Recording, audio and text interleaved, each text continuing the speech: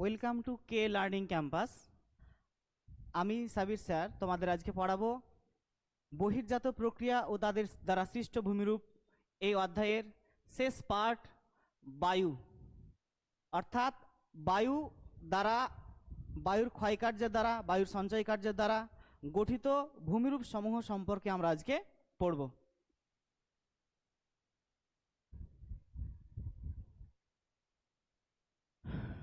বায়ু, আমরা তো জানি যে বায়ু কাকে বলে। কোনো একটি অঞ্চলের ওপর দিয়ে যখন কি হয়, বাতাস একটা নির্দিষ্ট গতিবেগে সে অনুভূমিকভাবে যখন প্রবাহিত হবে তখন তাকে বায়ু বলা হয়, তাই তো? এই বায়ু সাধারণত কোন কোন এলাকায় তার ক্ষয়কার্যের বা তার প্রভাবিত কতটা এলাকা জুড়ে প্রভাবিত করতে পারে, তার মধ্যে দেওয়া আছে মরুভূমি,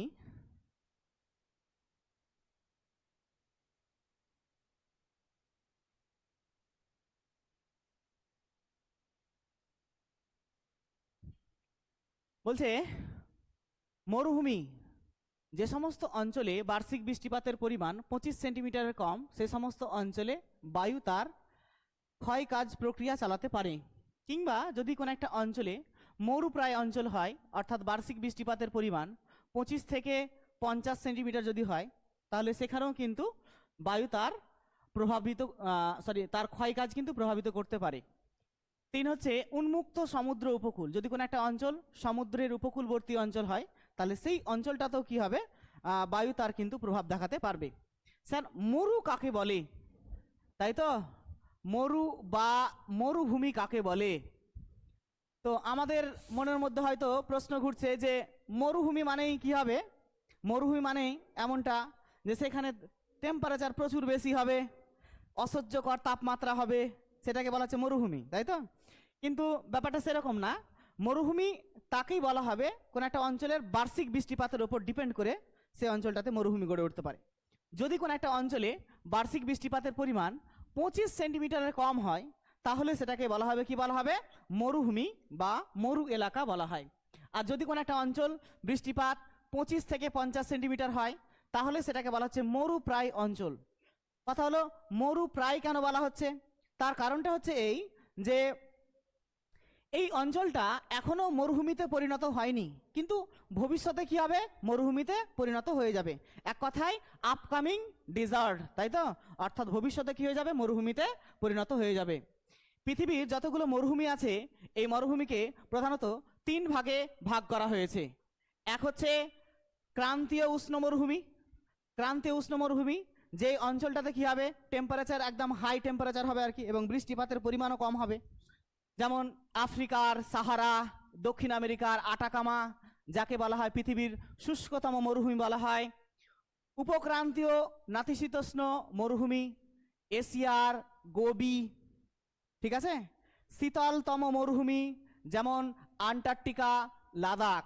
অর্থাৎ তাপমাত্রার ভিত্তিতে মরুভূমিকে 3টে পার্টে ভাগ করা হয়েছে: ক্রান্তীয় উষ্ণ মরুভূমি, উপক্রান্তীয় নাতিশীতোষ্ণ মরুভূমি, শীতলতম মরুভূমি। বোঝা গেল? এবার আমরা কি করব, এই মরুভূমিগুলোকে আমরা কি করব, মানচিত্রের মধ্যে কিন্তু দেখে নেব, তাই তো? আমরা কি পড়লাম বলো দেখি? আটাকামা মরুভূমি পড়লাম, পড়েছি কি পড়িনি বলো?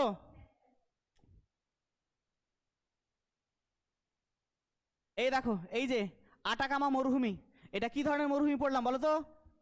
কি ধরনের মরুভূমি? হ্যাঁ হ্যাঁ, শুষ্কতম এবং ক্রান্তীয় উষ্ণ মরুভূমির উদাহরণ, ঠিক আছে? তারপরে এশিয়ার গোবি মরুভূমি, দেখো এই যে দেখো গোবি মরুভূমি, এশিয়ার গোবি মরুভূমি। এটা কি ধরনের মরুভূমির উদাহরণ? এটা হচ্ছে একটি উপক্রান্তীয় নাতিশীতোষ্ণ মরুভূমির উদাহরণ, ঠিক আছে? তারপর আমরা দেখব শীতল মরুভূমি। শীতল মরুভূমি, এখানে যদিও ঢাকা পড়ে গেছে, দেখো এই যে আন্টার্কটিকা আছে নিচের দিকে, এই আন্টার্কটিকাতে কি দেখতে পাওয়া যায়? শীতল মরুভূমি দেখতে পাওয়া যায়। এছাড়াও আরো অন্যান্য মরুভূমি সম্পর্কে আমরা দেখে নিই আর কি। এই যে দেখতে পাচ্ছ গ্রেট বেসিন এখানে আছে, মোজাভে, উত্তর আমেরিকার আর কি। হ্যাঁ, উত্তর আমেরিকার একটা মরুভূমি খুব বিখ্যাত, যেই মরুভূমিটাকে বলা হচ্ছে সোনেরান মরুভূমি। কি মরুভূমি? সোনেরান মরুভূমি, ঠিক আছে? এছাড়াও দক্ষিণ আমেরিকার একটা মরুভূমি রয়েছে প্যাটাগোনিয়ার মরুভূমি, ঠিক আছে? আফ্রিকার আফ্রিকার যে মরুভূমিটা সব থেকে বেশি বিখ্যাত, ওই মরুভূমিটার নাম কি? সাহারা মরুভূমি। বিশ্বের বৃহত্তম মরুভূমি নাম হচ্ছে এই সাহারা মরুভূমি। এছাড়াও রয়েছে কালাহারি, নামিব, ঠিক আছে। আর আমাদের ভারতবর্ষে যে মরুভূমিটা রয়েছে তার নাম কি বলতো? থর। কি বলা হচ্ছে এটাকে? থর। থর মরুভূমি হচ্ছে ভারতবর্ষের কি একটি মরুভূমি, ঠিক আছে। তারপরে অস্ট্রেলিয়া, দেখো অস্ট্রেলিয়ায় দেওয়া আছে, হ্যাঁ, গ্রেট স্যান্ডি মরুভূমি, এই যে গ্রেট স্যান্ডি মরুভূমি। তারপর তানামি, ঠিক আছে, সিম্পসন। তারপর দেওয়া আছে গ্রেট ভিক্টোরিয়া, গিবসন। এই সমস্ত মরুভূমিগুলি অস্ট্রেলিয়াতে দেখতে পাওয়া যায়, ঠিক আছে। নেক্সট, তারপরে উষ্ণ মরুভূমি যে রয়েছে আমাদের পৃথিবীতে, তাদের গঠনগত উপাদানের ভিত্তিতে, ঠিক আছে, উষ্ণ মরুভূমি যে রয়েছে তাদের গঠনগত উপাদানের ভিত্তিতে একে আবার তিনটি ভাগে ভাগ করা হয়েছে। কি কি ভাগগুলো আমরা দেখব? বালুকাময় মরুভূমি। যদি কোন একটি অঞ্চলের মরুভূমি কি দ্বারা গঠিত হয়? শুধুমাত্র ধুধু বালি দ্বারা যদি গঠিত হয় তাহলে তাকে কি বলা হয়? বালুকাময় মরুভূমি বলা হয়। এই বালুকাময় মরুভূমিতে বালির প্রাধান্য তো বেশি থাকবেই। যেমন এই বালুকাময় মরুভূমি যদি সাহারায় দেখতে পাওয়া যায়, সাহারাতে বলা হয় তাকে কি বলা হয়? আর্গ বলা হয়। কি বলা আছে সেটাকে? আর্গ, ঠিক আছে। 1 মার্কের জন্য কিন্তু ইম্পর্টেন্ট এই কোশ্চেনগুলো। তুর্কিস্তানে এটাকে বলা হয় কুম বলা হয়, ঠিক আছে। বালুকাময় মরুভূমি সাহারায় কি নামে পরিচিত? পরীক্ষায় কোশ্চেন দিতে পারে। আর্গ। তুর্কিস্তানে কি নামে পরিচিত? কুম নামে পরিচিত, ঠিক আছে। শিলাময় মরুভূমি, শিলাময় মরুভূমি কাকে বলে? যদি কোনো একটি অঞ্চলে মরুভূমি পাথর ও শিলার প্রাধান্য বেশি থাকে, অর্থাৎ যদি কোনো একটা অঞ্চলের মরুভূমি সম্পূর্ণরূপে কি থাকে? পাথর এবং শিলা দ্বারা গঠিত। স্যার এটা কি হতে পারে? যদি কোনো একটা অঞ্চল কি হতে পারে? আবহ বিকারগ্রস্ত যদি কম হয়, এই আবহ বিকারের পরিমাণ কম হওয়ার জন্য সেই অঞ্চলটাতে কি হবে? পাথর দ্বারা বা শিলা দ্বারা কি হতে পারে? মরুভূমিটা গঠিত হতে পারে। যার জন্যে এই পাথর ও শিলার প্রাধান্য বেশি থাকায় সাহারায় একে বলা হয়, কি বলা হয়েছে এটাকে? হামাদা। কি বলা হচ্ছে এটাকে? হামাদা। পরীক্ষায় এরকম কোশ্চেন দেয় অনেক সময় যে শিলাময় মরুভূমি সাহারায় কি নামে পরিচিত? হামাদা নামে পরিচিত, ঠিক আছে। তারপর হচ্ছে পাথুরে মরুভূমি। পাথুরে মরুভূমি কাকে বলে? যদি কোন একটি মরুভূমি নুড়ি ও পাথরের টুকরো দ্বারা ঢাকা থাকে তখন তাকে বলা হয় পাথুরে মরুভূমি। এই পাথুরে মরুভূমি যদি আলজেরিয়াতে দেখতে পাওয়া যায়, সেখানকার মানুষরা তাকে রেগ বলে ডাকে। কি বলে ডাকে? রেগ। আর যদি লিবিয়া ও মিশরে যদি দেখতে পাওয়া যায় এই পাথুরে মরুভূমি, তখন তাকে বলা হয় সেরির। কি বলা হয় সেটাকে? সেরির। আর অস্ট্রেলিয়ায় তাকে বলা হয় গিবারস। কি বলা হয় সেটাকে? গিবারস। এই যে মরুভূমির বিভিন্ন প্রকারভেদ, তাদের গঠনগত উপাদানের ভিত্তিতে 3 ভাগে ভাগ করা হচ্ছে, অর্থাৎ শিলাময় মরুভূমি, বালুময় মরুভূমি আর পাথুরে মরুভূমি। এই মরুভূমিগুলি বিভিন্ন দেশে কি নামে পরিচিত? পরীক্ষায় কিন্তু 1 মার্কের কোশ্চেনগুলো দেয়, হ্যাঁ, যার জন্য তোমাদেরকে খুব গুরুত্ব সহকারে এই পয়েন্টগুলোকে কিন্তু অবশ্যই পড়তে হবে। নেক্সট, পরবর্তীতে যাব। বলো, মরু ও উপকূল অঞ্চলে বায়ুর কাজ প্রাধান্য লাভ করে, করে কিনা? স্যার মরু অঞ্চলে একটু আগে আপনি প্রথমে দেখালেন যে 2 নম্বরে যে মরু বায়ুর প্রভাবিত এলাকা কোথায় দেখা যায়? মরুভূমিতে দেখা যায়, মরুপ্রায় অঞ্চলে আর উন্মুক্ত সমুদ্রে দেখা যায়। কেন দেখা যায় সেটা তো আপনি বলেননি, ওটা বলেন। ঠিক আছে, ওটাও বলছি। দেখা যায় তার কারণটা হচ্ছে এই যে 1 নাম্বার দেওয়া আছে, 1 মিনিট, হ্যাঁ,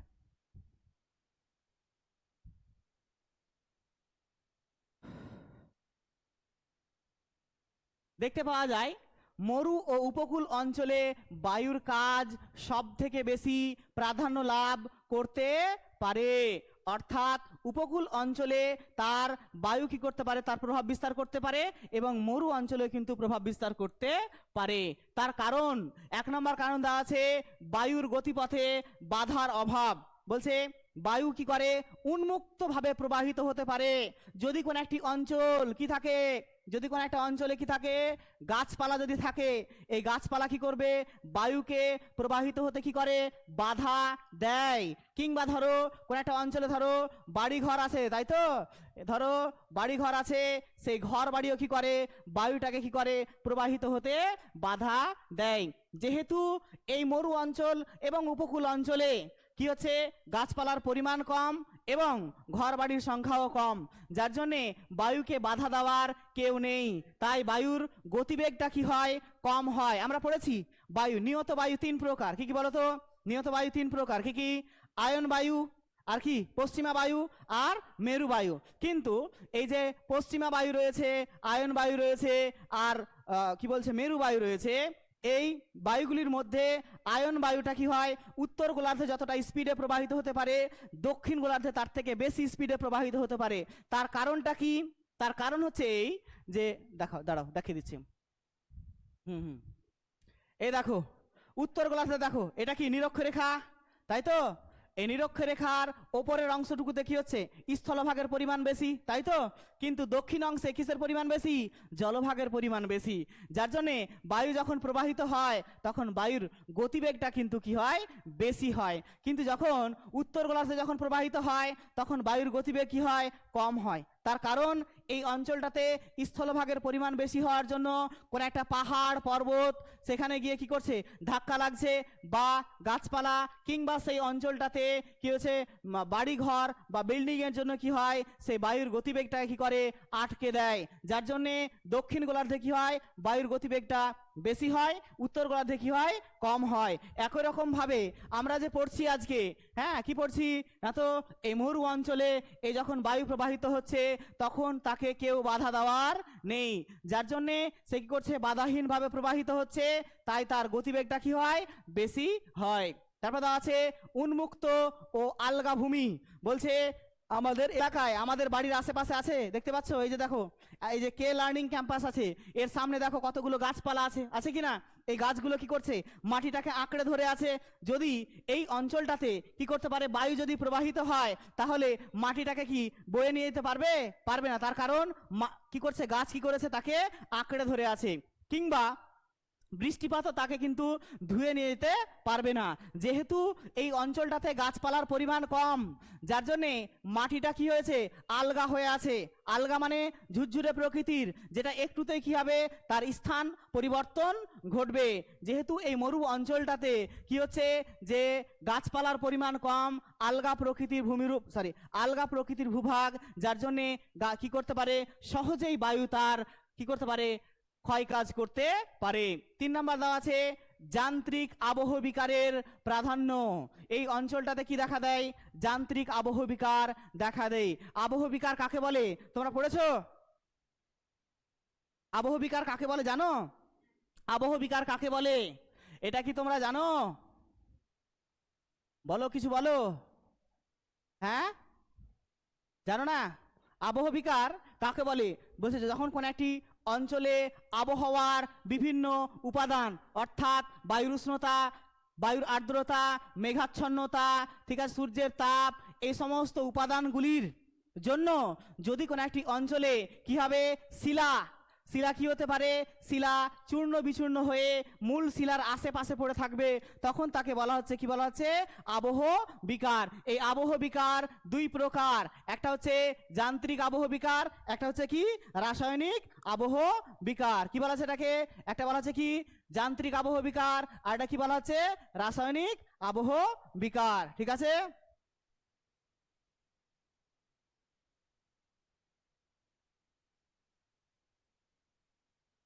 একটা হচ্ছে রাসায়নিক আবহ বিকার।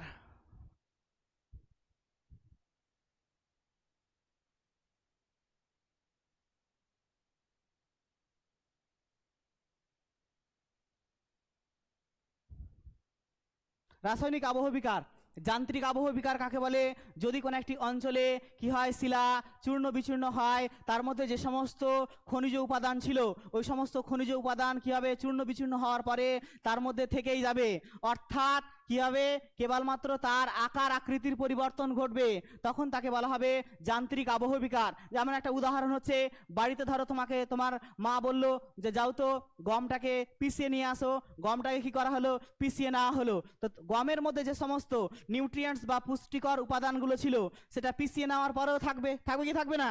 এটাকে হচ্ছে কি যান্ত্রিক আবহবিকার। বা একটা ইটকে ভেঙে তুমি টুকরো টুকরো করে দিলে, এটা হচ্ছে একটা যান্ত্রিক আবহবিকার। এটা কি ধরনের আবহবিকার? যান্ত্রিক আবহবিকার। আর রাসায়নিক আবহবিকার কাকে বলে?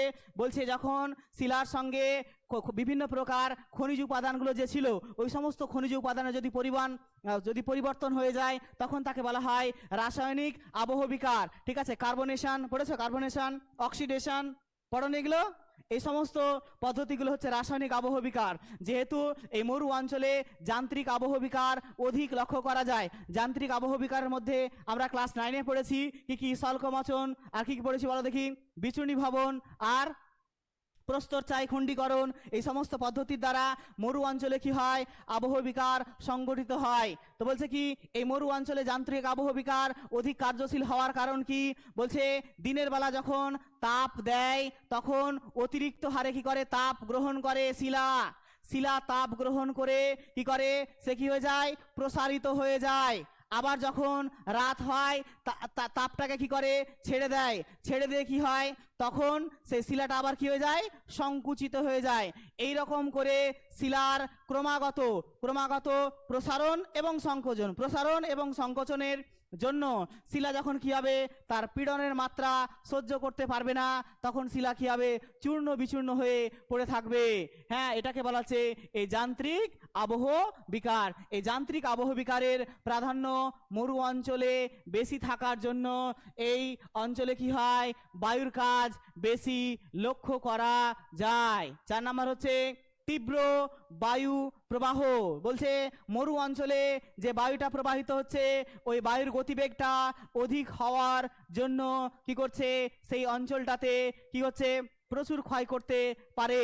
তাছাড়াও একমাত্র শক্তি এই মরু অঞ্চলে ক্ষয় করার মতো শক্তি রয়েছে একমাত্র বায়ুরই রয়েছে। অন্য কোনো প্রাকৃতিক শক্তির উপাদানের কোনো শক্তি নেই। যেমন ধরো হিমবাহ কি মরুতে দেখতে পাওয়া যায়? হিমবাহের শক্তি অতটা কার্যশীল হয় না। কিংবা ধরো সেই অঞ্চলটাতে নদী, এটাও কিন্তু অতটা তার প্রভাব দেখাতে পারে না। তার কারণ মরু অঞ্চলটাতে কি হয়, জলের পরিমাণ কি হয়ে যায়, নদীতে যতই জল থাকুক না কেন সেটা গ্রীষ্মকালে বা টেম্পারেচারের জন্য কি হয়, অধিক তাপমাত্রার জন্য বাষ্পীভূত হয়ে যায়, যার জন্য নদীতে কি হয়ে যায়, জলের পরিমাণ কমে যায়। তাই এই নদীও কিন্তু প্রভাব বিস্তার করতে পারে না। বোঝা গেল? এটা 3 মার্কের জন্য এই কোশ্চেনটা হতে পারে যে মরু অঞ্চলের বায়ুর কাজের প্রাধান্যের কারণ কি। 6 নাম্বার হচ্ছে বায়ুর ক্ষয় কাজের পদ্ধতি। বলছে বায়ু যে ক্ষয় কাজ করে বিভিন্ন পদ্ধতিতে এই ক্ষয় কাজ করে থাকে। তার মধ্যে 1 নাম্বার দেওয়া আছে অপসারণ। অপসারণ কাকে বলছে? বলছে ধরো এরকম মরু অঞ্চল আছে, এই মরু অঞ্চলের যদি বালি বা পলি, ঠিক আছে, এই সমস্ত উপাদানগুলি যখন কি হবে, এক জায়গা থেকে অন্য জায়গা বায়ুর দ্বারা স্থানান্তরিত হবে, তখন তাকে বলা হচ্ছে অপসারণ পদ্ধতি বলা হয়। কি বলা হচ্ছে এটাকে? অপসারণ পদ্ধতি বলা হয়। ঠিক আছে। তারপর হচ্ছে অবঘর্ষ পদ্ধতি কাকে বলে? বলছে কি যদি কোনো একটা অঞ্চলে বায়ু প্রবাহিত হয়, ঠিক আছে, প্রবাহিত হচ্ছে, ধরো এরকম একটা বড় শিলাখণ্ড আছে, ওই বায়ু প্রবাহিত হওয়ার সময় সেই বায়ুতে সূক্ষ্ম সূক্ষ্ম শিলাচূর্ণ বায়ুর সঙ্গে বাহিত হতে হতে কোন একটা বড় শিলাখণ্ডে এসে ধাক্কা দেয়, তখন ওই শিলাখণ্ডে কি হয়, আঁচড় কাটা দাগ সৃষ্টি হয়। কি সৃষ্টি হয়? আঁচড় কাটা দাগ সৃষ্টি হয়। বা তাতে কি হয়, মৌচাকের মতো গর্তের সৃষ্টি হয়। কি সৃষ্টি হয়? মৌচাকের মতো গর্তের সৃষ্টি হয়, তখন তাকে বলা হচ্ছে অবঘর্ষ পদ্ধতি।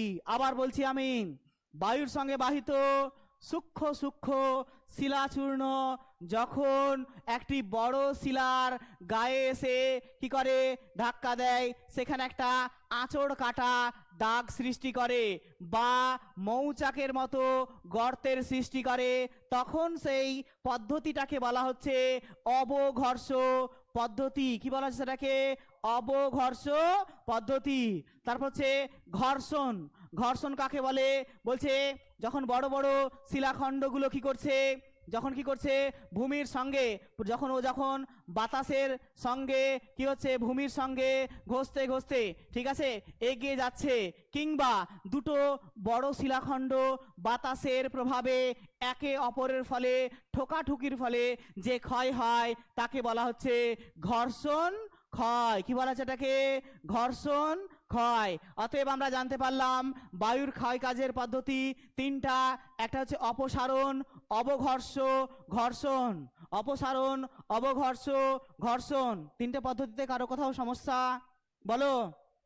নেই? কোথায়? অপসারণ। অপসারণ পদ্ধতি কাকে বলে? যে পদ্ধতির মাধ্যমে সূক্ষ্ম সূক্ষ্ম শিলাচূর্ণ কি হবে বায়ুর দ্বারা, ঠিক আছে, সূক্ষ্ম সূক্ষ্ম শিলাচূর্ণ বায়ুর দ্বারা এক স্থান থেকে অন্য স্থানে প্রবাহিত হবে, সূক্ষ্ম সূক্ষ্ম শিলাচূর্ণ, তখন তাকে বলা হচ্ছে কি বলা হচ্ছে অপসারণ পদ্ধতি বলা হয়। বোঝা গেছে? ঠিক আছে। তারপরে আমরা পড়ব অপসারণ গর্ত, অর্থাৎ বায়ুর ক্ষয় কার্যের ফলে গঠিত ভূমিরূপ সমূহ। এই বায়ুর ক্ষয় কার্যের ফলে গঠিত ভূমিরূপগুলি হলো, এক নম্বর দেওয়া আছে অপসারণ গর্ত। একটু আগে আমরা পড়লাম অপসারণ প্রক্রিয়া। বলছে অপসারণ প্রক্রিয়া কাকে বলে? বলছে যে প্রক্রিয়ার মধ্য দিয়ে বায়ু এক স্থান থেকে অন্য স্থানে কি হবে প্রবাহিত হয়ে চলে যাবে। এই যে দেখো এই জায়গাটা দেখতে পাচ্ছ, দেখতে পাচ্ছ কিনা? এই জায়গাটাতে কি হয়েছে বলো দেখি?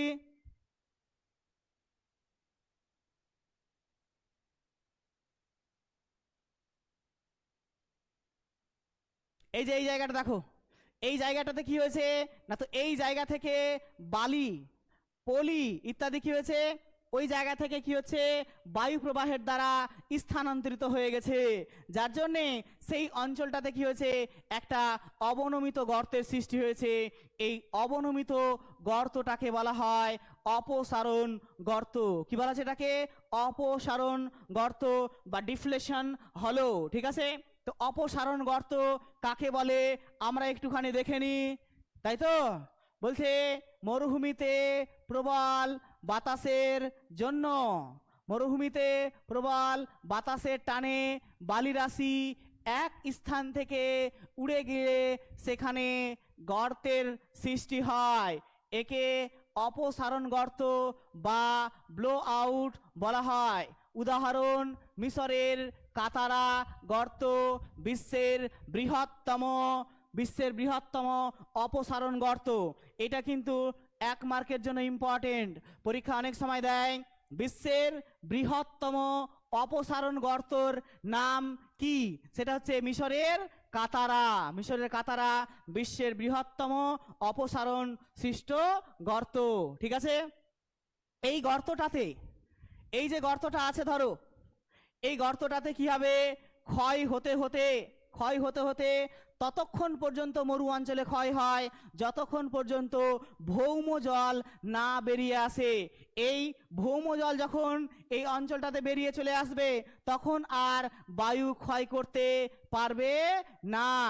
এই ভৌম জলটা যেহেতু বেরিয়ে চলে আসলো, যার জন্যে সেই ভৌম জলের ওপর নির্ভরশীল হয়ে বিভিন্ন প্রকার গাছপালার কি হয় বিকাশ ঘটে, ঠিক আছে, বা অন্যান্য জীবজন্তুর বিকাশ ঘটে এই জলটাকে কেন্দ্র করে। এই যে জলটাকে কেন্দ্র করে একটি নতুন পরিবেশের সৃষ্টি হলো, এই পরিবেশটাকে বলা হচ্ছে কি বলা হচ্ছে ওয়েসিস। কি বলা হচ্ছে এটাকে? ওয়েসিস বা মরুদ্যান। কি বলা হচ্ছে?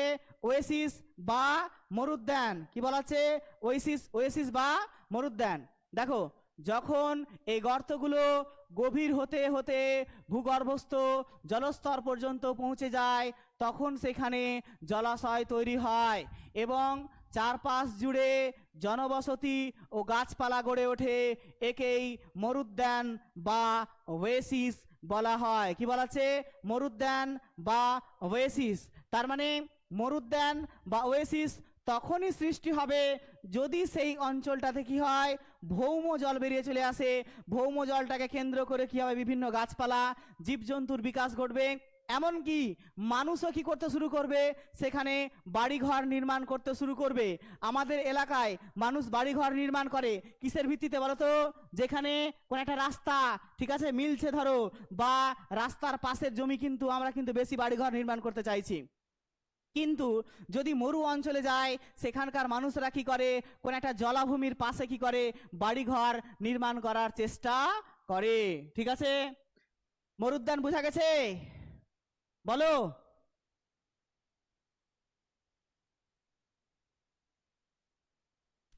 তারপর আমরা পড়বো গৌর বা গারা। গৌর বা গারা। গৌর বা গারা কি বলছে? মরুভূমিতে বায়ুর অবঘর্ষ ক্ষয়ের ফলে নিচের অংশ বেশি ক্ষয়প্রাপ্ত হয়ে সরু হয়ে যায় ও উপরের অংশটি প্রশস্ত ছাতার মতো আকৃতি ধারণ করে। একে গৌর বা মাশরুম রক বলা হয়ে থাকে। ঠিক আছে, এটি কোথায় দেখা যায়? সাহারা মরুভূমিতে দেখতে পাওয়া যায়। ঠিক আছে, তো এই যে দেখো, দেখতে পাচ্ছ, বলছে মরুভূমি অঞ্চলে, যে দেখো মরুভূমি অঞ্চলে কঠিন এবং কোমল শিলা দ্বারা গঠিত হওয়ার জন্য নিচের যেই অংশটুকু দেখো, এই অংশটুকু হচ্ছে কি কোমল শিলা দ্বারা গঠিত হয়েছে, যার জন্য এখানে কি করতে পেরেছে, বায়ু সব থেকে বেশি ক্ষয় করতে পেরেছে। কিন্তু ওপরের অংশ কঠিন শিলা দ্বারা গঠিত হওয়ার জন্য ক্ষয় কম করতে পেরেছে। তাই এটা কি হচ্ছে, ব্যাঙের ছাতার মতো ভূমিরূপ সৃষ্টি করে। কিসের মতো? ব্যাঙের ছাতার মতো এক ধরনের ভূমিরূপ সৃষ্টি করছে। এটাকেই বলা হচ্ছে কি মাশরুম রক, গৌর বা গারা। একে জার্মানিতে বলা হয় পিজফেলসন। কি বলা হচ্ছে এটাকে? জার্মানিতে এটাকে বলা হচ্ছে পিজফেলসন। ঠিক আছে, এটি দেখতে কেমন? এটি দেখতে ব্যাঙের ছাতার মতো। ঠিক আছে, ভূপৃষ্ঠ থেকে 1 মিটার উচ্চতার মধ্যে এই বালিকণার আঘাত বেশি থাকায় নিচের অংশ বেশি ক্ষয়ে গেছে। অর্থাৎ বলতে চাইছে ভূপৃষ্ঠ থেকে 1 মিটার পর্যন্ত, অর্থাৎ এই অংশটুকু কি হচ্ছে, এই অংশটুকুতে বেশি ক্ষয় হয়েছে। তার কারণ এখানে বায়ু যখন প্রবাহিত হয় তার মধ্যে সূক্ষ্ম সূক্ষ্ম শিলাচূর্ণ থাকে, আর এই সূক্ষ্ম সূক্ষ্ম শিলাচূর্ণ এই ভূমিরূপটাতে এসে কি করেছে, ধাক্কা দিয়েছে এবং ক্ষয় করতে করতে নিচের অংশটাকে বেশি ক্ষয় করতে পেরেছে। উপরের অংশটাকে কিন্তু অতটা ক্ষয় করতে পারেনি, যার জন্যে এই ভূমিরূপটার আকৃতি ছাতার মতো হয়েছে।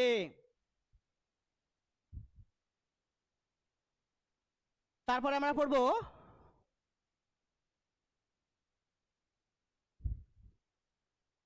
জিউগেন। কি পড়বো? জিউগেন। জিউগেন কি বলছে? কঠিন শিলা এবং কঠিন শিলা, ঠিক আছে, উপরে কঠিন শিলা এবং নিচে কোমল শিলা অনুভূমিকভাবে অবস্থান করলে বায়ুর অবঘর্ষ ক্ষয়ের ফলে কোমল শিলা অধিক হয়ে যায়। কঠিন শিলাটি টেবিলের মতো চ্যাপ্টা আকৃতির হয়ে দাঁড়িয়ে থাকে। একে জিউগেন বলে। কোথায় দেখা যায়?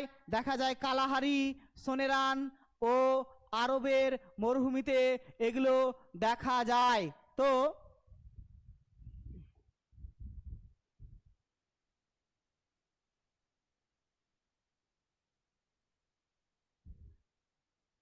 দেখতে পাচ্ছ জিউগেন, দেখো দেখো ভূমির সঙ্গে এই যে শিলাটা দেখতে পাচ্ছ, অধিক গাঢ় কালার রয়েছে এটা। এই যে কালারটা, এটা কিন্তু অনুভূমিকভাবে ভূমির সঙ্গে অনুভূমিকভাবে রয়েছে। আবার তার উপরে যেই শিলাটা দেখো, এই যে এই শিলাটা দেখতে পাচ্ছ, এটাও কি রয়েছে, ভূমির সঙ্গে কি রয়েছে, অনুভূমিকভাবে অবস্থিত হওয়ার জন্য। এই অনুভূমিকভাবে অবস্থিত হলে কঠিন ও কোমল শিলা ভূপৃষ্ঠের সঙ্গে অনুভূমিকভাবে অবস্থান করলে কোমল শিলা কোমল শিলা কি হয়? অধিক ক্ষয়প্রাপ্ত হয়। এই যে দেখো কোমল শিলা অধিক ক্ষয়প্রাপ্ত হয়েছে, এই যে কোমল শিলা অধিক ক্ষয়প্রাপ্ত হয়েছে, কিন্তু কঠিন শিলা কম ক্ষয়প্রাপ্ত হয়ে মাথাটা চ্যাপ্টা। এই যে দেখো মাথার উপরের যে অংশটা রয়েছে সেটা কি রয়েছে? চ্যাপ্টা আকৃতির। যে ভূমিরূপ সৃষ্টি হয় তাকে বলা হচ্ছে কি বলা হচ্ছে? জীবগান। কি বলা হচ্ছে এটাকে? জীবগান বলা হচ্ছে। তো জীবগানে আমরা কি কি জানলাম? যে শিলা কি থাকবে? কঠিন এবং কোমল শিলা কি থাকবে? অনুভূমিকভাবে অবস্থান করবে, অনুভূমিকভাবে অবস্থান করবে। কোমল শিলা অধিক ক্ষয়প্রাপ্ত হবে, কঠিন শিলা কম ক্ষয়প্রাপ্ত হবে, তখন তাকে বলা হচ্ছে জীবগান। কি বলে সেটাকে? জীবগান। ইয়ারদাং কাকে বলে তাহলে স্যার? ইয়ারদাং কাকে বলে? যদি কোনো একটি অঞ্চলে কঠিন, যদি কোনো একটি অঞ্চলে কঠিন ও কোমল শিলা, কঠিন ও কোমল শিলা যদি উল্লম্বভাবে অবস্থান করে, এই যে ধরো আমি মাটির সঙ্গে দাঁড়িয়ে আছি, মাটির সঙ্গে বা ভূমির সঙ্গে কিভাবে দাঁড়িয়ে আছি? উল্লম্ব অবস্থায় কিন্তু দাঁড়িয়ে আছি। আমি যদি ঘুমিয়ে যাই তাহলে মাটির সঙ্গে আমি কিভাবে থাকবো? অনুভূমিক অবস্থায় থাকবো। এই যে কঠিন শিলাটা ভূমির সঙ্গে কি হচ্ছে? অনুভূমিকভাবে অবস্থান করছে, সরি উল্লম্বভাবে অবস্থান করায় কঠিন শিলা কম ক্ষয়প্রাপ্ত হয়, কোমল শিলা বা নরম শিলা অধিক ক্ষয়প্রাপ্ত হয়ে মোরগের মাথার ঝুঁটির মতো, কিসের মতো? মোরগের মাথার ঝুঁটির মতো এক ধরনের ভূমিরূপ সৃষ্টি হয়, যাকে বলা হচ্ছে ইয়ারদাং। কি বলা হচ্ছে এটাকে? ইয়ারদাং বলা হয়। কি বলা হচ্ছে এটাকে? ইয়ারদাং। বুঝতে পারলাম কঠিন এবং কোমল শিলা কি করছে? উল্লম্বভাবে অবস্থান করছে। ঠিক আছে?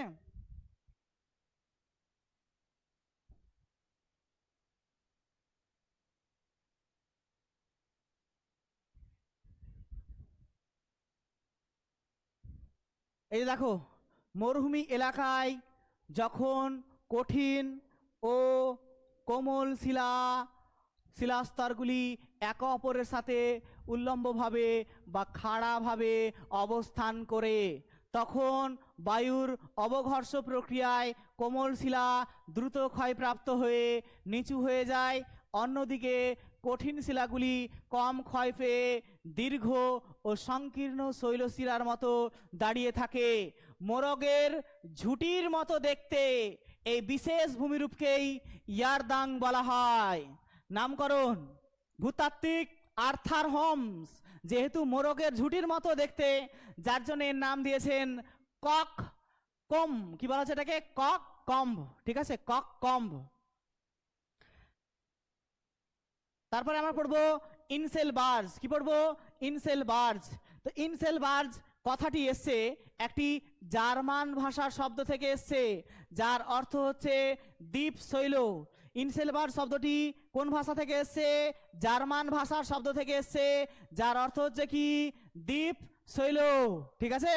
অর্থাৎ মরুভূমিতে যখন দীর্ঘকাল ধরে বায়ুর ক্ষয়কার্যের ফলে বিস্তীর্ণ সমভূমি বা পেডিপ্লেনের মাঝে কঠিন শিলা দ্বারা গঠিত ছোট ছোট পাহাড়গুলি যখন বিচ্ছিন্নভাবে দ্বীপের মতো দাঁড়িয়ে থাকে, তখন তাদের ইনসেল বার্জ বলা হয়। এগুলি দেখতে গম্বুজ আকৃতি, গোলাকার হয়, ঢাল খুব খাড়া হয়। আফ্রিকার কালাহারি মরুভূমিতে, অস্ট্রেলিয়ার মরুভূমিতে এরকম ইনসেল বার্জ দেখা যায়। এই দেখো ইনসেল বার্জের ওই ছবিটা পরে দেখবে, আগে এই ছবিটা দেখো। দেখতে পাচ্ছ?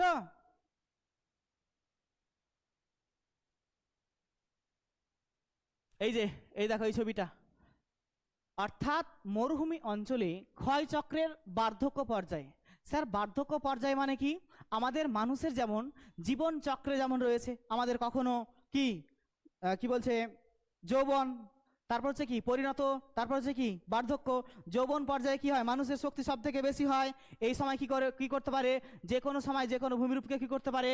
সরি, যে কারোর সঙ্গেও কিন্তু লাগলে কিন্তু কখনো কিন্তু হার মানবে না, বলছে আয় সামনাসামনি, আমি কিন্তু লেগে যাব, তাই কি না? যৌবন পর্যায়ে। কিন্তু যখন পরিণত পর্যায়ে ম্যাচুরিটি আসে তার মধ্যে, তখন সে কিন্তু আস্তে আস্তে কিন্তু ভাবে, তখন কিন্তু আর যার তার সঙ্গে কিন্তু লেগে যায় না। কিন্তু তবুও কিন্তু তার শরীরে কিন্তু শক্তি থাকে, এনার্জিও থাকে। কিন্তু যখন বার্ধক্য পর্যায়ে চলে আসে, তখন কিন্তু মানুষের মেজাজটা এমন একটা পর্যায়ে চলে যায় যে ও আর কিন্তু কারোর সঙ্গে লড়তে যাবে না। কেউ যদি ওর সঙ্গে লড়তে আসে, ও কিন্তু সরে যাবে, কারণ ও জানে যে আমার শরীরে কি নেই, শক্তি অতটা নেই। তো বলছে ইনসেল বার্জটা হচ্ছে মরু অঞ্চলের বার্ধক্য পর্যায়ে সৃষ্ট একটি ভূমিরূপ। ঠিক আছে, এই ইনসেল বার্জটা হচ্ছে কি, মরু অঞ্চলের বার্ধক্য পর্যায়ে সৃষ্ট একটি ভূমিরূপ। বলছে বার্ধক্য পর্যায়ে কি, মরু অঞ্চলের ক্ষয়চক্রের 3টে পর্যায়, একটা হচ্ছে যৌবন, পরিণত আর বার্ধক্য। যখন মরু অঞ্চলে ক্ষয় হয়, ক্ষয় হতে হতে কি করে, মরু অঞ্চলের সে ক্ষয়চক্রের একেবারে শেষ পর্যায়ে কি হয়, একটি অনুচ্চ শিলা গঠিত ভূমিরূপ এবং কঠিন শিলা দ্বারা গঠিত ভূমিরূপ সৃষ্টি হয়। এই যে কঠিন শিলা গঠিত এক ধরনের ভূমিরূপ সৃষ্টি হয়েছে, এটাকেই বলা হচ্ছে ইনসেল বার্জ। কি বলা হচ্ছে এটাকে, ইনসেল বার্জ। আবার বলছি, মরু অঞ্চলের ক্ষয়চক্রের শেষ পর্যায়ে কঠিন শিলা দ্বারা গঠিত অনুচ্চ ভূভাগকে বলা হচ্ছে কি, বলা হচ্ছে ইনসেল বার্জ। এই ইনসেল বার্জটা যদি ক্ষয় হয়ে তীক্ষ্ণ আকৃতির হয়ে যায়, তখন তাকে বলা হয় টর। কি বলা হচ্ছে সেটাকে, টর বলা হয়। ঠিক আছে, এই টর যদি আরো ক্ষয়প্রাপ্ত হয়ে যায়, ক্ষয়প্রাপ্ত হয়ে সেটা যদি গম্বুজ আকার হয়ে যায়, কিরকম হয়ে যায়, গম্বুজ আকার হয়ে যায়, তখন তাকে বলা হচ্ছে কি, বলা হয় বর্ন হার্ড। কি বলা হচ্ছে সেটাকে, বর্ন হার্ড। ঠিক আছে, এই বর্ন হার্ড আরো ক্ষয়প্রাপ্ত হয়ে গেছে ধরো, তখন সেখানে দেখা দিবে কি, দেখা দিবে ক্যাসল ক্যাপিজ। কি দেখা দিবে, ক্যাসল কপিজ। ঠিক আছে, তো এগুলো সম্পর্কে বুঝতে পারলে, কি বললাম, ইনসেল বার্জ ক্ষয়প্রাপ্ত হয়ে যদি তীক্ষ্ণ আকৃতির হয়, তীক্ষ্ণ কোন আকৃতি, তখন তাকে বলা হয় টর। আর এই টর যদি আরো ক্ষয়প্রাপ্ত হয়ে গম্বুজ আকার, গম্বুজ আকার হচ্ছে মাথাটা গোল হয়ে থাকবে আর কি, হ্যাঁ, এরকম গম্বুজ আকার যদি ভূমিরূপ সৃষ্টি হয়, তখন তাকে বলা হচ্ছে বর্ন হার্ড। কি বলা হচ্ছে সেটাকে, বর্ন হার্ড। আর সেটা যদি আরো ক্ষয়প্রাপ্ত হয়ে যায়, তখন তাকে বলা হচ্ছে কি, বলা হচ্ছে সেটাকে ক্যাসল কপিজ। কি বলা হচ্ছে সেটাকে, ক্যাসল কপিজ। এগুলো কিন্তু 1 মার্কের জন্য খুবই ইম্পর্টেন্ট একটি প্রশ্ন। ঠিক আছে, নেক্সট পরবর্তীতে যাই। কি বলছো বলো, আর কিছু বাকি থাকলো এখানে আমাদের? আর নেই কিছু, হ্যাঁ, 5টায় ভূমিরূপ ছিল। এখন আমরা পড়বো বায়ু প্রবাহের বহন প্রক্রিয়া। বহন প্রক্রিয়া কাকে বলে, বলছে বায়ু প্রবাহ যখন বস্তুর আকার, ভার, উদ্ভিদের ওপর ভিত্তি করে 3টি প্রধান পদ্ধতিতে পদার্থ বহন করে থাকে। অর্থাৎ বায়ু যখন তার পদার্থ এক জায়গা থেকে অন্য জায়গায় নিয়ে যায়, 3টি প্রধান পদ্ধতি রয়েছে। একটা হচ্ছে ভাসমান পদ্ধতি, একটা হচ্ছে লম্ফদান পদ্ধতি, একটা হচ্ছে গড়ানো পদ্ধতি। কি বলা হচ্ছে, ভাসমান পদ্ধতি। ভাসমান পদ্ধতি কাকে বলে, বলছে ধরো এরকম ধরো ভূমিরূপ আছে, ভূমিরূপ কি হবে, বলছে বড় বড় শিলাখণ্ড যা 0.05 মিলিমিটারের কম, এরকম ধূলিকণা যদি কি হয়, বাতাসে ভাসতে ভাসতে, কি বললাম, এই সমস্ত ধূলিকণাগুলো যদি বাতাসে ভাসতে ভাসতে এক স্থান থেকে অন্য একটা স্থানে যায়, তখন তাকে বলা হচ্ছে ভাসমান। ভাসমান প্রক্রিয়ায় কিন্তু তার আয়তন অবশ্যই 0.05 মিলিমিটারের কম ব্যাসযুক্ত কি থাকবে, সেই শিলাখণ্ডটাকে হতে হবে। স্যার এর থেকে যদি বড় হয়ে যায় তাহলে কি হবে, তখন কিন্তু বায়ু তাকে ভাসমান প্রক্রিয়ায় আর নিয়ে যেতে পারবে না। তো ভাসমান প্রক্রিয়া কাকে বলে, বোঝা গেল, সূক্ষ্ম সূক্ষ্ম শিলাকণা যা 0.05 মিলিমিটারের কম, এরকম ধূলিকণা যদি বাতাসে ভাসতে ভাসতে এগিয়ে যায়, তখন তাকে বলা হচ্ছে ভাসমান প্রক্রিয়া। লম্ফদান প্রক্রিয়া কাকে বলছে, যে সমস্ত শিলাখণ্ডের আকার 0.05 থেকে 2.0 মিলিমিটার যুক্ত ব্যাস, সেই সমস্ত শিলাখণ্ডগুলো কি হবে, একেবারে এরকম করে উপরের দিকে উঠলো, লাফিয়ে আবার এখানে পড়লো, আবার লাফিয়ে কি করবে, জাম্পিং বলের মতো আবার নিচে লাফিয়ে পড়ছে। এরকম করে যদি কোন একটা শিলাখণ্ড ভূপৃষ্ঠের সঙ্গে, যদি ভূমির সঙ্গে ধাক্কা লেগে এগিয়ে এগিয়ে চলে, তখন তাকে বলা হচ্ছে লম্ফদান প্রক্রিয়া। এই লম্ফদান প্রক্রিয়া জাম্পিং বলের মতো করে, কি হয়, বায়ু প্রবাহের দ্বারা 0.05 মিলিমিটার বা 2 মিলিমিটার পর্যন্ত যে সমস্ত কি রয়েছে শিলাকণা রয়েছে, ওগুলো যখন বাতাসের দ্বারা কি হলো উড়ে গিয়ে এক জায়গায় লাফিয়ে পড়লো, লাফিয়ে গিয়ে আর একটা জায়গায় পড়লো, এরকম করে যখন কি হবে এগিয়ে যাবে, তখন তাকে বলা হয় লম্ফদান প্রক্রিয়ায় ক্ষয় বলা হয়। ঠিক আছে। তারপর হচ্ছে গড়ানো প্রক্রিয়ায় ক্ষয়। যদি কোন একটা শিলাখণ্ডের আকৃতি 2 মিলিমিটারের বেশি হয়ে যায়, তখন সেটাকে কিন্তু লম্ফদান প্রক্রিয়ায় বা লাফিয়ে লাফিয়ে এগিয়ে নিয়ে যেতে পারবে না। তখন ওই সমস্ত বোল্ডারগুলো কি করবে, মাটির সঙ্গে ঘষা লেগে লেগে কি করবে, এগিয়ে যাবে। তখন তাকে বলা হয় গড়ানো প্রক্রিয়া। কি বলে সেটাকে? গড়ানো প্রক্রিয়া। তার মানে ভাসমান প্রক্রিয়ায় খুব সূক্ষ্ম সূক্ষ্ম ধূলিকণা নিয়ে যেতে পারবে। তারপরে লম্ফদান প্রক্রিয়ায় কি হচ্ছে 0.05 থেকে 2 মিলিমিটার পর্যন্ত নিয়ে যেতে পারবে। আর গড়ানো প্রক্রিয়ায় কি হচ্ছে 2 মিলিমিটারের বেশি ব্যাসযুক্ত শিলাখণ্ডগুলোকে নিয়ে যেতে পারবে। অতএব বালিকণা বা ধূলিকণার আকার আকৃতি অনুযায়ী কি করছে, বায়ু প্রবাহ তার পদ্ধতিটাই কি করছে, পরিবর্তন করছে। ঠিক আছে। সঞ্চয় কার্যের আবার 3টে পদ্ধতি রয়েছে। একটা হচ্ছে অধপাত প্রক্রিয়া। যখন বায়ু প্রবাহিত হতে হতে তার গতিবেগ কমে গেল, তখন বাতাসের সাথে যে সমস্ত ধূলিকণা বালুকণা নিচের দিকে থিতিয়ে পড়ে, এই নিচের দিকে থিতিয়ে পড়ে গিয়ে বায়ুর মাধ্যমে সঞ্চয় হওয়ার পদ্ধতিকে বলা হচ্ছে অধপাত প্রক্রিয়া বলা হয়। ধরো বায়ু প্রবাহিত হতে হতে এগিয়ে গেল, সূক্ষ্ম সূক্ষ্ম শিলাখণ্ডগুলো কি হচ্ছে, যখন সেখানে বায়ুর গতিবেগ কমে যাওয়ার কারণে সেখানে যখন জমা হতে শুরু করবে, তখন তাকে বলা হচ্ছে অধপাত প্রক্রিয়া বলা হয়। কি বলা হচ্ছে? অধপাত প্রক্রিয়ায়। এখন বাড়ির আশেপাশে গম দেখতে পাচ্ছ, জমি থেকে কেটে নিয়ে এসে মেশিনে মাড়াই করে না? দেখেছো না? দেখোনি? দেখেছো? এই সূক্ষ্ম সূক্ষ্ম এই গুঁড়োগুলো যে রয়েছে, যেগুলো একটু বেশি মোটা, সেগুলো কি হয়, মেশিনের কাছাকাছি পড়ে থাকে। আর যেগুলো খুব সূক্ষ্ম সূক্ষ্ম হয়, মেশিন থেকে অনেকটা দূরে যায় কি যায় না? ঠিক তেমনই এই সূক্ষ্ম সূক্ষ্ম কণাগুলো যখন কি হবে, গতিবেগ কমে গিয়ে পড়ে যাবে, তখন তাকে বলা হচ্ছে অধপাত প্রক্রিয়া বলা হয়। আর উপলেপন প্রক্রিয়া কাকে বলছে? প্রবল বাতাসের টানে যখন বালুকণা ছোট পাথরগুলো মাটির ওপর গড়িয়ে গড়িয়ে গিয়ে জমা হবে, তখন তাকে বলা হচ্ছে উপলেপন প্রক্রিয়া বলা হয়। উপলেপন প্রক্রিয়াটা কি বলছে? যে সমস্ত বালিকণাগুলো কি হবে বা ধূলিকণাগুলি মাটির সঙ্গে ঘষা লেগে যেতে এগিয়ে যাবে, গিয়ে সৃষ্টি হবে, তখন তাকে বলা হচ্ছে উপলেপন প্রক্রিয়া বা অ্যাক্রেশন বলা হয়। ঠিক আছে। আর অধিগ্রহণ প্রক্রিয়া কাকে বলে? উঁচু বা অসমতল ভূভাগে যখন বায়ু বাহিত পদার্থগুলো আটকে যায়, তখন যে ভূমিরূপ সৃষ্টি করে, তখন তাকে বলা হচ্ছে অধিগ্রহণ প্রক্রিয়া বলা হয়। ধরো এরকম করে একটা আছে, ধরো শেষের চ্যাপ্টার, শেষের আছে পার্ট আছে, ধরো এরকম একটা উঁচু ভূভাগ আছে। এই উঁচু ভূভাগে ধরো বায়ু প্রবাহিত হয়ে আসছে, প্রবাহিত হতে হতে হতে এসে কি করছে, এই পর্বতটাতে এসে কি হলো, বাধাপ্রাপ্ত হয়ে বায়ুর গতিবেগ কমে গেল। তখন সেই সূক্ষ্ম সূক্ষ্ম কি হচ্ছে, শিলাখণ্ড বা বালি পলিগুলো কি হবে, যখন ওই পাহাড়ের পাদদেশীয় অঞ্চলে যখন জমা হবে, তখন সেটাকে বলা হচ্ছে কি বলা হয়, সেটাকে না তো বলা হচ্ছে অধিগ্রহণ প্রক্রিয়া বলা হয়। ঠিক আছে।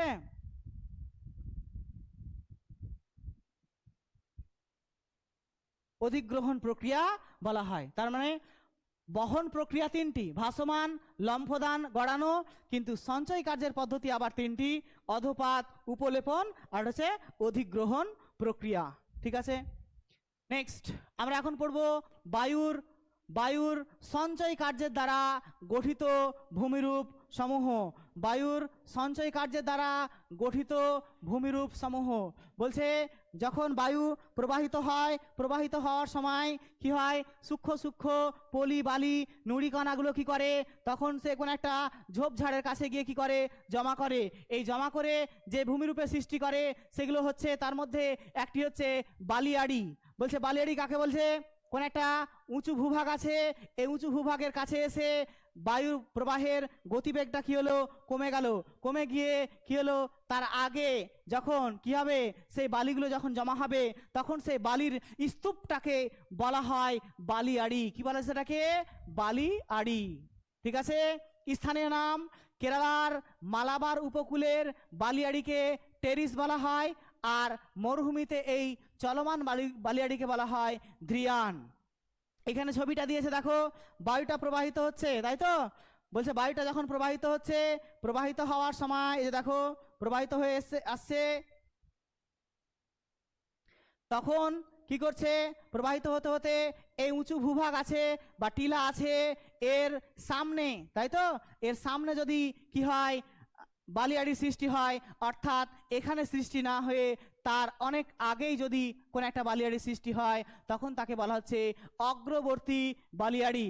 আর এই টিলার দুই পাশে যদি দেখা দেয়, তখন তাকে বলা হচ্ছে পার্শ্বস্থ বালিয়াড়ি বলা হচ্ছে। দুই পাশে ওই ভূখণ্ডের দুই পাশে যে বালিয়াড়ি সৃষ্টি হয় তাকে বলা হচ্ছে পার্শ্বস্থ বালিয়াড়ি, ঠিক আছে?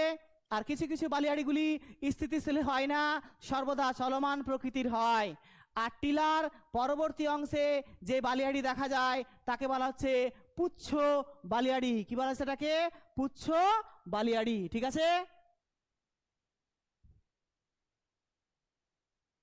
ভূবিজ্ঞানী বাগনল্ড এই বালিয়াড়িকে দুটি শ্রেণীতে ভাগ করেছেন। একটা হচ্ছে তির্যক বালিয়াড়ি, একটা হচ্ছে অনুদৈর্ঘ্য বালিয়াড়ি। তির্যক বালিয়াড়ি কাকে বলে? বলছে যখন বায়ু প্রবাহে ধরো এরকম করে ধরো বায়ু প্রবাহিত হচ্ছে, বায়ু প্রবাহের আড়াআড়ি বরাবর যে বালিয়াড়ি সৃষ্টি হয় তাকে বলা হচ্ছে, কি বলা হচ্ছে? তির্যক বালিয়াড়ি বা বারখান বলা হয়। এই বারখানটা দেখতে আধখানা চাঁদের মতো বা অর্ধচন্দ্রাকৃতি হয়, ঠিক আছে? এবং তার দুই পাশে সিংহের মতো অংশ লক্ষ্য করা যায়। এই দেখো বায়ু প্রবাহিত হচ্ছে, প্রবাহিত হচ্ছে তো, এই যে কিরকম আছে, আধখানা চাঁদের মতো বা অর্ধচন্দ্রাকৃতির কি হচ্ছে? ভূমিরূপ সৃষ্টি হচ্ছে।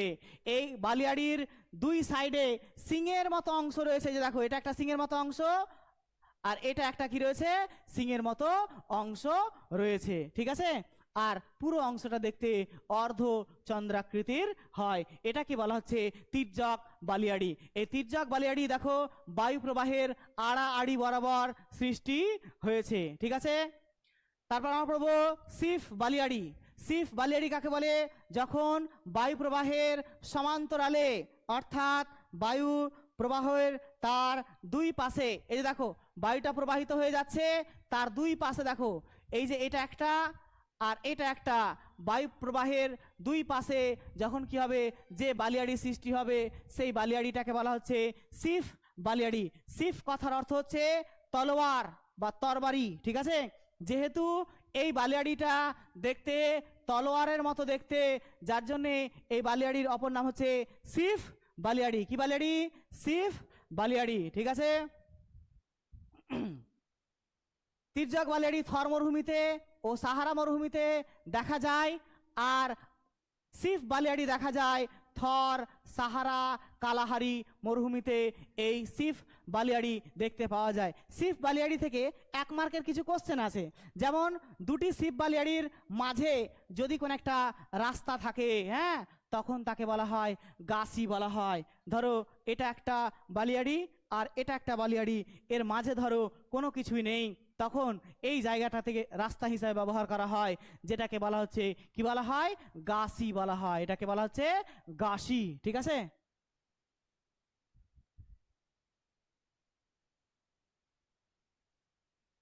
তারপরে এই বায়ুর সঞ্চয় কার্যের দ্বারা গঠিত সর্বশেষ ভূমিরূপটা হচ্ছে এই লোয়েস সমভূমি।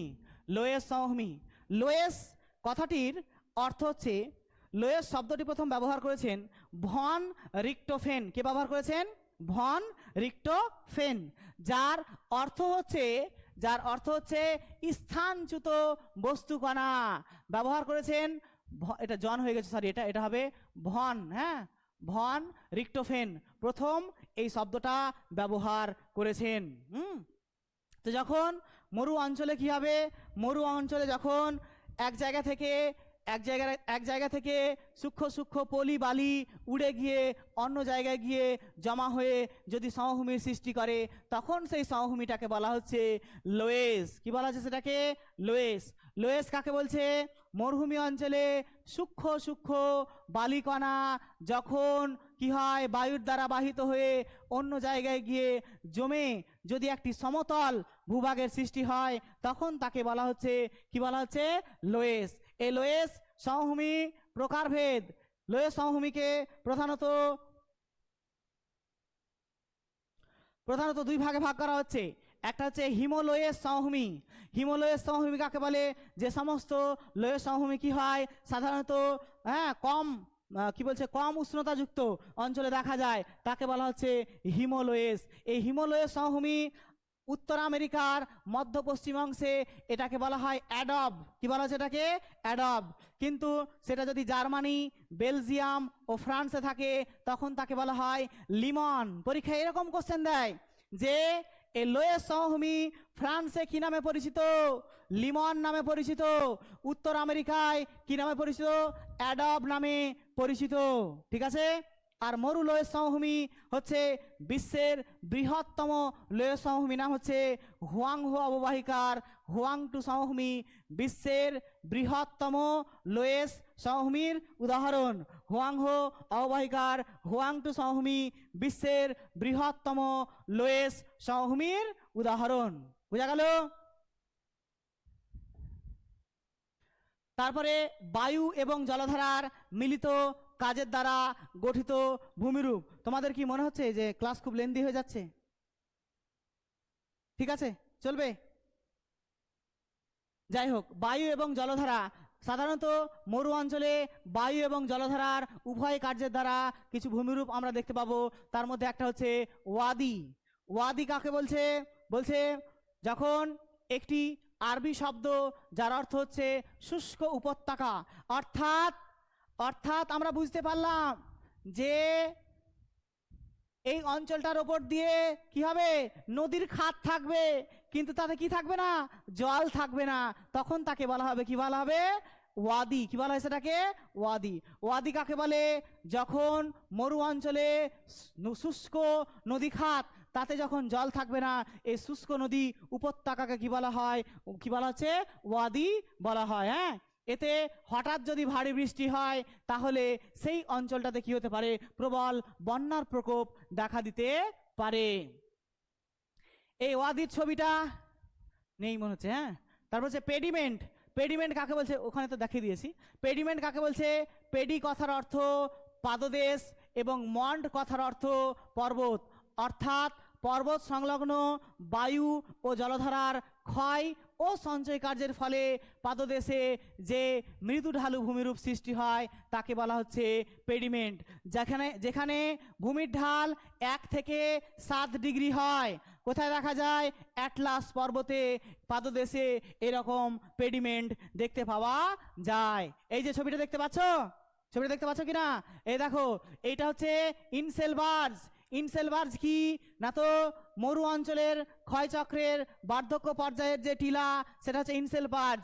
আর ইনসেলবার্জের পাদদেশীয় অঞ্চলে, ইনসেলবার্জ একটা কিন্তু পর্বত, এই পর্বতের পাদদেশীয় অঞ্চলে 1 থেকে 7 ডিগ্রি ভূমিযুক্ত যে ভূমিরূপে সৃষ্টি হচ্ছে তাকে বলা হচ্ছে পেডিমেন্ট। কি বলা হচ্ছে? এটাকে পেডিমেন্ট বলা হয়। হ্যাঁ, আর পেডিমেন্টের পরবর্তী অংশে দেখা দেয় বাজাদা। কি দেখা দেয়? বাজাদা দেখা দেয়।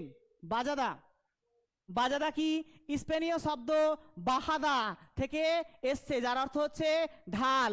অনেকগুলো পলল ব্যজনী যখন কি হবে পর্বতের পাদদেশে পেডিমেন্টের নিচে যুক্ত হবে তখন তাকে বাজাদা বলা হয়। স্যার, পলল ব্যজনী কাকে বলে? আমরা পড়েছি পলল ব্যজনী কাকে বলে, নদীতে পড়েছি আমরা। বলছে যখন এইরকম একটা পর্বত আছে, ধরো এই পর্বতের পাদদেশীয় অঞ্চলে হাত পাখার ন্যায় এক ধরনের ভূমিরূপ সৃষ্টি হয় সঞ্চয় কার্যের দ্বারা নদীর মধ্যগতির শুরুর দিকে, সেই ভূমিরূপটাকে বলা হয় পলল ব্যজনী। কি বলা হচ্ছে সেটাকে? পলল ব্যজনী। এই পলল ব্যজনী যদি মরু অঞ্চলে দেখতে পাওয়া যায় তখন তাকে বলা হচ্ছে বাজাদা বা বাহাদা। এর ঢাল 3 থেকে 4 ডিগ্রি হয়, 3 থেকে 4 ডিগ্রি হয়। এই যে দেখো, এই যে মরু অঞ্চলের এই অংশটুকু হচ্ছে বাজাদা বা বাহাদা। এই অংশটুকুতে কি হয় বলছে, বায়ু যখন প্রবাহিত করে নিয়ে আসছে নুড়ি বালি কাঁকর, তখন নদী কি করলো, এই অঞ্চলটাতে এসে ভূমির ঢাল কমে যাওয়ার কারণে কি হচ্ছে সেখানে জমা করলো। আবার কখনো কখনো ক্ষয় করে।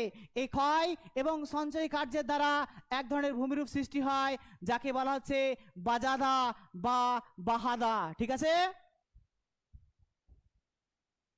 তারপর আমরা পড়বো প্লায়া হ্রদ। প্লায়া হ্রদ কাকে বলছে, মরুভূমির চারপাশ পর্বত দিয়ে ঘেরা থাকলে জমে লবণাক্ত যে হ্রদের সৃষ্টি হয় তাকে বলা হচ্ছে প্লায়া হ্রদ। এই যে দেখো, প্লায়া হ্রদ কাকে বলছে, মরু অঞ্চলে ধরো এখানে কি রয়েছে, লবণাক্ত জলের যে হ্রদ তাকে কি বলা হচ্ছে, প্লায়া বলা হয়। অর্থাৎ বাজাদার পরবর্তী অংশে কিন্তু এই প্লায়া দেখতে পাওয়া যায়। এই প্লায়া বৃষ্টির জলের দ্বারা সৃষ্ট এবং মরুভূমি অঞ্চলটাতে সেখানে কি হচ্ছে, বায়ুর অপসারণ প্রক্রিয়ার দ্বারা ভৌম জল এই অঞ্চলটাতে বেরিয়ে এসছে, দিয়ে সেখানে সৃষ্টি হয়েছে প্লায়া। এই প্লায়া যদি কি হয় দেখতে পাওয়া যায় আমেরিকা যুক্তরাষ্ট্রে, তখন আমেরিকা যুক্তরাষ্ট্রে কিন্তু লা প্লায়া, কি বললাম, আমেরিকা যুক্তরাষ্ট্রের লা প্লায়া বিশ্বের বৃহত্তম প্লায়া হ্রদের উদাহরণ। আমেরিকা যুক্তরাষ্ট্রের লা প্লায়া বিশ্বের বৃহত্তম কি হচ্ছে, প্লায়া উদাহরণ। এই প্লায়া যদি উত্তর আফ্রিকা যদি দেখতে পাওয়া যায় তখন সেখানকার মানুষেরা বলে শর্টস, কি বলে, শর্টস। ঠিক আছে, আর যদি রাজস্থানে যদি এরকম প্লায়া দেখতে পাওয়া যায় তখন রাজস্থানের মানুষরা বলছে, কি বলছে, ধান্ধ, কি বলছে, ধান্ধ। আর এই প্লায়াতে যদি লবণতার হার অতিরিক্ত হারে বেড়ে যায় তখন তাকে বলা হয় স্যালিনা, কি বলা হচ্ছে সেটাকে, স্যালিনা। প্লায়া থেকে কিছু কোশ্চেন ধরতে পারে, যেমন ধরো উত্তর আফ্রিকায় প্লায়া হ্রদ কি নামে পরিচিত, শর্টস নামে পরিচিত। আমেরিকা যুক্তরাষ্ট্রের প্লায়া নামে পরিচিত। আমেরিকা যুক্তরাষ্ট্রের লা প্লায়া বিশ্বের বৃহত্তম প্লায়া হ্রদের উদাহরণ। আর রাজস্থানে যদি এই প্লায়া হ্রদ দেখতে পাওয়া যায় তখন তাকে বলা হয় ধান্ধ। আর এই প্লায়া হ্রদে যদি অত্যন্ত লবণাক্ত জলের হ্রদ থাকে তখন সেটাকে বলা হচ্ছে স্যালিনা। ঠিক আছে, এগুলো কিন্তু 1 মার্কের জন্য আমরা খুব মনোযোগ সহকারে কিন্তু পড়বো। ঠিক আছে, আর জাস্ট 5টা মিনিট, তারপরে ক্লাস শেষ হয়ে যাবে। এইটুকু হলো ভূমিরূপ। এখন আমরা পড়বো মরু সম্প্রসারণ। মরু সম্প্রসারণ কাকে বলে, যদি কোনো একটা অঞ্চলে মরুভূমির আকার আয়তন প্রত্যেক বছর যদি তার আস্তে আস্তে কি হয় বাড়তে শুরু করে তখন তাকে বলা হচ্ছে মরু অঞ্চলের প্রসারণ বা মরু সম্প্রসারণ বলা হয়। এই মরু সম্প্রসারণ কি কি কারণে হতে পারে এটা নিয়ে যদি দেখি তাহলে সেটা হচ্ছে, প্রথম হচ্ছে জলবায়ু পরিবর্তন। যদি কোনো একটি অঞ্চলে জলবায়ু পরিবর্তন যদি দেখা যায়, বিশ্ব উষ্ণায়ন যদি হয় তাহলে সেখানে দেখা দিতে পারে কি, মরুভূমি। অতএব অন্যতম কারণ হলো বিশ্ব উষ্ণায়ন। ঠিক আছে, তারপর হচ্ছে বৈজ্ঞানিক পদ্ধতিতে অবৈজ্ঞানিক পদ্ধতিতে কৃষিকাজ। মরু অঞ্চলে যদি বৈজ্ঞানিক পদ্ধতিতে যদি কৃষিকাজ না করা যায় তাহলে কি হবে, মরু সম্প্রসারণের হার আস্তে আস্তে কি করবে, বাড়তে শুরু করবে। ঠিক আছে, নেক্সট হচ্ছে অত্যধিক বৃক্ষছেদন। মরু অঞ্চলে যদি কোনো একটা সেখানে যদি নগরায়ন হয়, শিল্পায়ন যদি হয় তাহলে সেখানে মরু সম্প্রসারণের হার বাড়বে।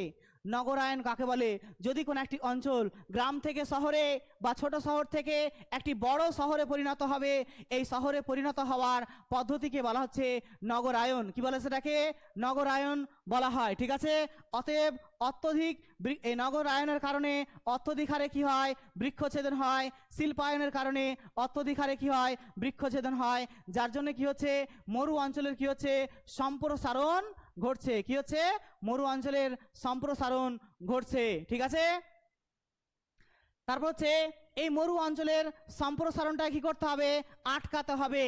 কি করতে হবে, আটকাতে হবে বা প্রতিরোধ করতে হবে। এই প্রতিরোধ করার জন্য বৃক্ষরোপণ করতে হবে। মরুভূমির প্রসার রোধ করার জন্য চারিদিকে গাছ লাগিয়ে দিতে হবে। গাছ লাগিয়ে দিয়ে কি করতে হবে, সেখানে মরু সম্প্রসারণ রোধ করতে হবে। গাছ কোনগুলো গাছ লাগাবো, আমাদের এলাকার গাছগুলো লাগালে হবে না, মরু অঞ্চলে যে সমস্ত গাছপালা বেঁচে উঠবে সে সমস্ত গাছকে কিন্তু লাগাতে হবে। নিয়ন্ত্রিত মাত্রায় পশুচারণ, অতিরিক্ত পশুচারণ বন্ধ করতে হবে। এতে কি হবে, প্রয়োজনে একটা খামার তৈরি করতে হবে, সেখানে গিয়ে পশুপালন করতে হবে। ঠিক আছে। প্রান্তভাগে বাঁধ নির্মাণ, মরুভূমির প্রান্তভাগে বাঁধ দিতে হবে, দিয়ে মরু সম্প্রসারণটা কি করতে হবে, আটকাতে হবে। আফ্রিকা, কি বললাম, আফ্রিকা কি নিয়েছে, এই মরু সম্প্রসারণের জন্য তৈরি করেছে গ্রেট গ্রিন ওয়াল, GGW, গ্রেট গ্রিন ওয়াল। বলছে গ্রেট গ্রিন ওয়াল কি বলছে, আফ্রিকা কি করেছে, চওড়া প্রায় 7,775 কিলোমিটার। ঠিক আছে, এই একটা বাংলাতে লিখছি, একটা ইংরেজিতে লিখছি রে।